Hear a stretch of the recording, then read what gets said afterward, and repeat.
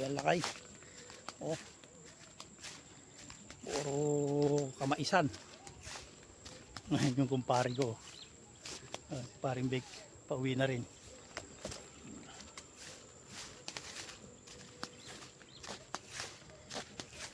Masipag din yan taong yan.